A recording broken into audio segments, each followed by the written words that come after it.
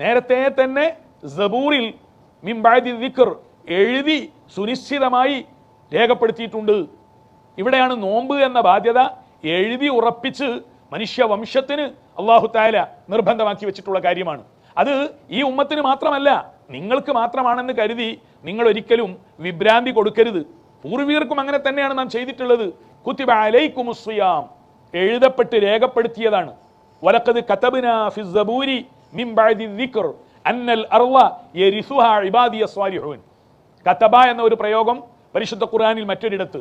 അപ്പോൾ ശാരീരിക ഘടനയുടെ അനിവാര്യമായ തേട്ടമാണ് പരിശുദ്ധ റമദാനിന്റെ 30 ദിവസം. അത് വല്ല കാരണവശാലും നഷ്ടം വരുത്തുന്നവർ മറ്റേതെങ്കിലും ദിവസങ്ങളിൽ അത് പരിഹരിച്ചു കൊള്ളണം. അങ്ങനെ വർഷത്തിലൊരിക്കൽ ശാരീരിക ഘടനയുടെ അനിവാര്യമായ തേട്ടമായ ഈ അന്നപാനീയം ഉപേക്ഷിച്ചുകൊണ്ടുള്ള സുയാമ് അത് നിങ്ങൾക്ക് അനിവാര്യമാണ്. അത് മുൻഗാമികൾക്കും അങ്ങനെ തന്നെയായിരുന്നു. കാരണം അവർക്കും അത് അനിവാര്യമായിരുന്നു.